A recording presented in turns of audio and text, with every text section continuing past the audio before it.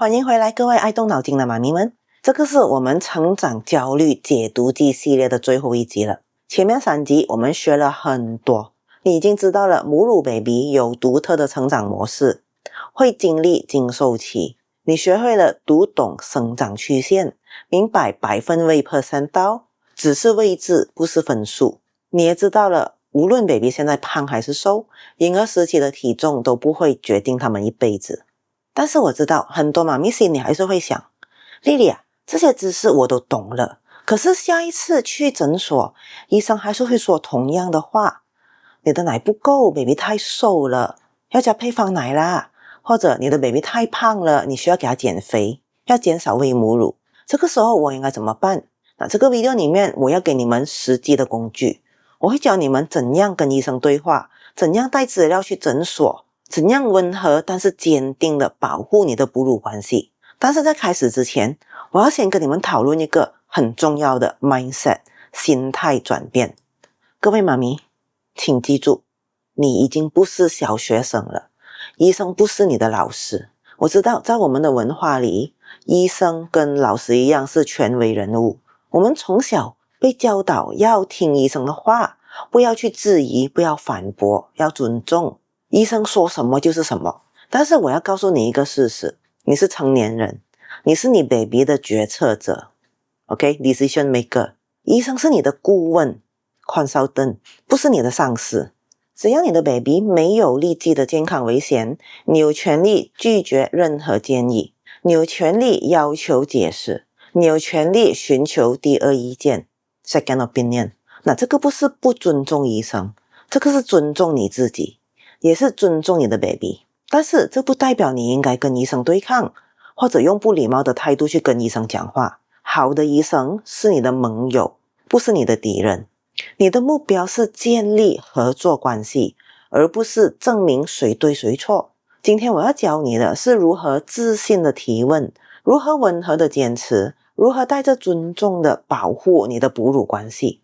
你可以既尊重医生的专业，又尊重自己的观察，这两者并不冲突。那么具体要怎么做呢？当医生说你的 baby 体重有问题，要加配方奶，或者说要减少哺乳，你不要马上慌张，也不要马上反驳。你要做的是问3个关键问题。第一个问题就是，医生，我很想了解你的想法，请问具体是什么指标让你担心呢？ OK， 如果你遇到的医生不是讲华语的，是讲英文的，你可以这样说， Doctor, I really like to understand your thinking.What specific indicator is concerning you? 或者如果你遇到马来人医生，这个是马来文版本， Doktor, saya ingin memahami pendapat doktor. Apakah penunjuk spesifik yang membimbangkan doktor? 注意我怎么说的，我想了解你的想法，这显示你尊重医生，你是真心想要理解，不是来挑战的。具体是什么指标，这个强迫医生给你具体的答案，不能只说 baby 太小或者 baby 太大。 OK， 他会给你一个比较具体的答案。具体是什么？是指体重掉了2条百分位的线吗？还是身长别体重的比例不对吗？还是只是医生觉得 baby 看起来太小而已？这个问题会帮助你分辨医生的担心是基于具体的数据，还是主观的感觉。接下来第2个问题就是，我的 baby 现在有没有立即的健康危险？我想知道这是紧急情况还是预防性的建议。英文版本是 Is my baby in immediate health danger right now? I want to know if this is an emergency or preventive advice. 马来文版本是 Adakah bayi saya dalam bahaya kesehatan segera sekarang? Saya ingin tahu sama ada ini kecemasan atau nasihat pencegahan。这个问题很重要，因为它帮你了解 urgency 紧急程度。如果你 baby 有立即的健康危险，比如说严重脱水啊、无精打采啊、尿布很少啊，那么你当然要立即行动。但是如果你的医生说没有立即危险，只是担心未来可能有问题，那么你就有时间。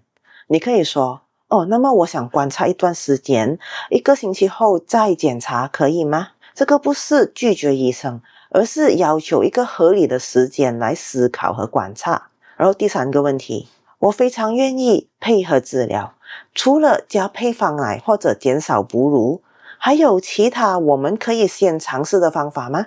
比如说改善含乳或者增加哺乳的次数。英文版本是 I'm very willing to cooperate with treatment. Besides adding formula or reducing breastfeeding, are there other methods we could try first, like improving the latch or increasing feeding frequency? 马来文版本是 Saya sangat bersedia untuk bekerjasama dengan rawatan. Selain daripada menambah susu formula atau mengurangkan penyusuan, adakah kaedah lain yang boleh kita cuba dahulu? Seperti memperbaiki latch atau meningkatkan kekerapan penyusuan? 那注意，我非常愿意配合治疗。这一句话让医生知道，你不是在拒绝帮助，你只是想要找最好的方法。然后你提出 alternative 选择，这显示你是有知识的，你知道有其他方法。很多时候医生会直接跳到配方奶，因为这个是最简单快速的。但是如果你提出其他选项，有些医生会愿意先试试。如果医生说没有其他方法，那么你可以说我想要先咨询一位泌乳顾问，看看有没有可以改善的地方。英文是 I'd like to consult with a lactation consultant first to see if there are areas that we can improve. 马来文版本是 Saya ingin berunding dengan perunding laktasi terlebih dahulu untuk melihat sama ada kawasan yang boleh kita perbaiki. 问问题只是第一步，但是更有力的就是带数据去。为什么？因为医生会尊重客观的讯息。如果你只是说我觉得 baby 很好啊，医生可能会说妈咪总是这样觉得。但是如果你拿出数据，医生就比较难反驳。你应该带什么去？第一就是你 baby 的生长曲线图 growth chart 从出生到现在，不是只有今天的体重，而是整条曲线。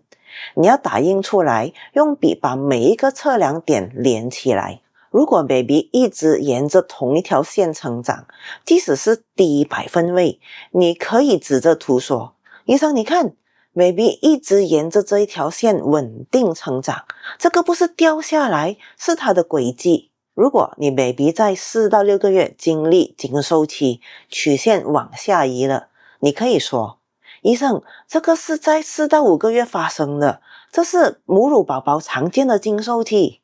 OK， 然后第二，你的尿布记录 ，OK， baby 的大小便记录，过去7天的，每天有几片湿的尿布或者纸尿片，有几次大便，是什么颜色？如果 baby 每天有6到8片很重的湿尿布，大便正常，这显示它的 intake， 它的奶的摄入量是足够的。OK， 要注意的是，我刚才讲的是6到8片湿尿布。如果你是用纸尿片的，就尽量不要等到它非常非常重才换 ，OK？ 然后你可以说，医生，这个是 baby 过去1个星期的尿布记录，每天都有足够的湿尿布和大便，这表示他有喝到足够的奶啊。然后第三，过去3天的哺乳记录，每天哺乳几次，每次大约多久 ，baby 吃完后满足吗？如果 baby 每天吃奶的次数足够，然后每次吃完后也很满足，这个是正常的纯母乳喂养的 pattern。 然后第四，发展里程碑的 checklist 清单。 baby 现在会做什么？会翻身了吗？会坐吗？会爬吗？对周围的东西有兴趣吗？你可以列出来，比如说眼神接触良好，对声音有反应，会翻身或者正在学，他喜欢玩玩具，baby 学到新的技能等等。如果 baby 的发展正常，这是健康的重要指标，比体重更重要。要怎样去呈现你的这些资料呢？你要保持冷静和事实化。医生，我很理解你的担心，我也一直在密切观察 baby， 我带了一些资料，可以请你看一下吗？然后你安静的拿出资料让医生看，不要很防御性的，也不要很攻击性的，就是很平静的，很有条理的呈现事实。很多时候，当医生看到你准备的那么充分，他们会更认真的考虑你的观点。那现在我要教你们一个很重要的技巧，同样的话，你用不同的语气去说，会有完全不同的结果。让我给你们看一些例子啦，错误方式的例子。医生，我不同意你的说法，我在网上看过很多医生都说母乳 baby 会瘦下来，你可能不了解纯母乳 baby。 那为什么这样讲不好？我不同意你这样说太直接，会让人变得 defensive。 你可能不了解这一句话就是在质疑医生的专业，会让医生生气的，整个语气是对抗性的，这样子不好。正确的方式应该是，谢谢医生的关心，我最近学习了一些关于母乳宝宝的成长模式的资料，发现原来他们4到6个月会自然的慢下来。我有带了 baby 的生长曲线图，可以请你帮我看一下吗？这一个趋势是不是你说的那种需要担心的情况？那为什么这样子说好呢？谢谢医生的关心是先认可医生的好意，你说我学习了，这样子不是在说你不知道，而是我学到了。然后这句请你帮我看是把医生放在专家的位置，然后这个趋势是不是这样子，这一句话呢是邀请医生一起评估，而不是告诉医生他错了。看到差别了吗？同样的意思，完全不同的方式。那再举一个例子啦，这个是错误的方式。我的泌乳顾问说你错了，母乳宝宝不需要加配方奶的。正确的方式应该是这样子讲，我也咨询了一位泌乳顾问，他建议我们可以先改善含乳和增加哺乳次数，观察1个星期后再决定。你觉得这样可以吗？第一个方式是直接在说你错了，他对了。第二个方式是在说我有另外一个专业意见，我们可以一起考虑吗？要记住这个原则，永远要给医生面子，给他们一个台阶下。即使你知道医生错了，也不要直接说你错了，而是说也许有另外一个角度你可以考虑考虑。好，现在你问了问题，也带了资料，用了好的语气，但是要是你那个医生还是坚持要你加配方奶或者减少喂母乳，该怎么办？你有几个选择。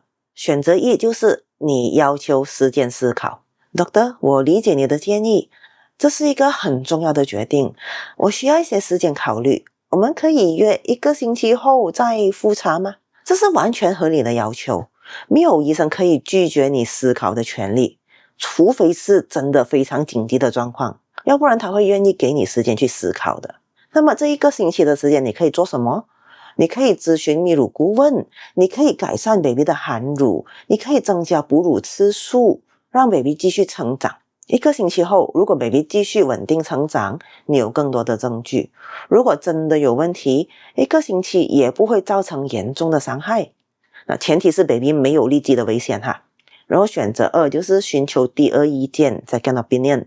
我想要咨询一位泌乳顾问，看看有没有其他方法可以改善，或者我想要找另外一位医生听听不同的意见。那其实你不需要医生的 permission 来寻求第二意见，这个是你的权利。然后选择3，如果必须要补充配方奶，请你用保护哺乳的方法。OK， 如果情况真的是需要补充，比如说 baby 真的脱水了，体重严重下降，你可以要求用保护哺乳的方法。OK， 如果真的需要补充，我们可以用 at breast supplement 的哺乳辅助器吗？这样子可以保护 baby 的含乳。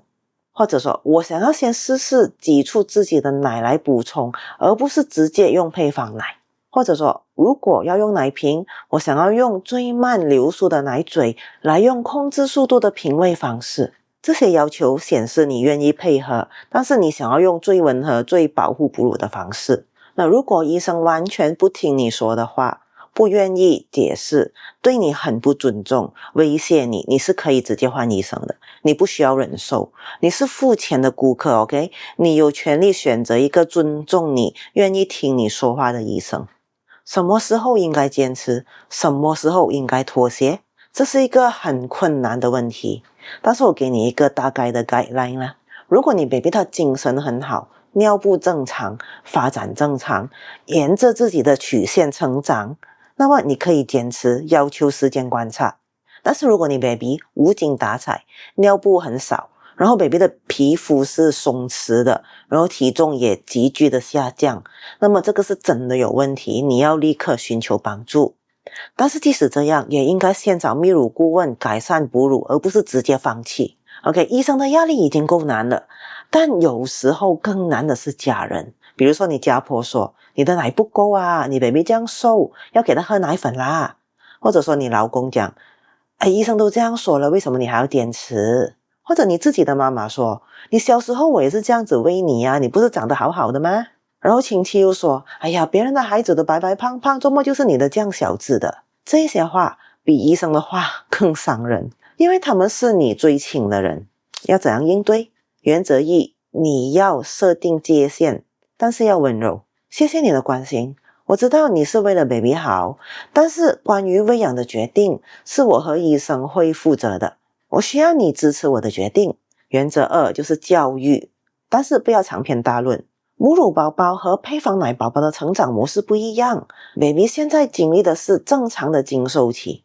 医生他说，只要尿布和发展正常就不用担心，简短事实化，不要很 defensive 很防御性的。然后原则三，如果他们继续施压，你要很坚定。 OK， 我很认真的告诉你，请不要给我的 baby 任何我没有同意过的食物好吗？这个是我的底线，不需要解释，你不需要道歉。 OK， 这个是很 clear 清楚的界限。然后原则是你要找盟友 allies， 你的伴侣需要站在你这边。 OK， 你老公需要站在你这一边。如果你老公不支持你，你要先教育他，你给他看资料，让他听 podcast， 让他明白你在做什么。如果有支持你的家人或者朋友，请他们帮你说话。有时候同样的话从不同的人口中说出来，效果会不一样。然后原则五，你要保护自己的心理健康。如果家人的压力太大，你可以减少见面次数，然后你也可以不要带 baby 去那些你可能会被评论的场合。 OK， 如果你真的没有办法在这种场合之下，那么你离开让你不舒服的对话或者转移话题。你的心理健康和 baby 的健康一样重要。所以各位妈咪，我们这个系列就到这里结束了。让我们快速回顾一下你现在拥有了什么。从第一集你学会了母乳 baby 有独特的成长模式，0到3个月是冲刺期，4到6个月是经收期，慢下来不是问题，是设计。从第二集你学会了读懂生长曲线，百分位不是分数，是位置，任何百分位都可以是健康的。故事在曲线里，不是在单一的点上。从第3集你学会了婴儿时期的体重不会决定未来，米其林宝宝会瘦下来，精瘦的 baby 也会正常成长。真正决定体型的是基因和生活方式，不是1岁时候的百分位。今天的这一集呢，你学会了如何跟医生对话，如何带资料，然后如何温和但是坚定的保护你的哺乳关系。现在你已经拥有能力，自信的面对下一次的诊所检查。你知道应该问什么问题，你知道应该带什么资料，你知道应该怎么说话。但是我要提醒你最重要的一点，你不是在证明医生错了，你不是在赢得一场辩论，你是在保护你的 baby， 保护你们的哺乳关系，同时尊重医生的专业。当你带着数据，带着尊重，带着开放的态度去沟通，大部分的医生都会愿意听你说话。如果你遇到一个完全不听、不尊重你的医生，那就换一个，你值得遇到更好的医疗团队。但是永远记住，无论医生怎么说，最后的决定权在你手上。只要你 baby 没有立即的健康危险，你有时间去思考，有权利提问，有权利说让我考虑一下。这个不是对抗，这个是合作，这个不是不尊重，是互相尊重。记住，你已经做得很好了。相信你的身体，相信你的 baby， 也要相信你自己的观察和直觉。如果你需要1对1的支持，欢迎预约安姑姑的 Zoom 哺乳咨询，我会陪你一起面对这些挑战。我是丽丽，如果你从第一个 video 看到这里，谢谢你完成这个系列。愿你和你的 baby 的哺乳之旅充满信心和喜悦。拜拜。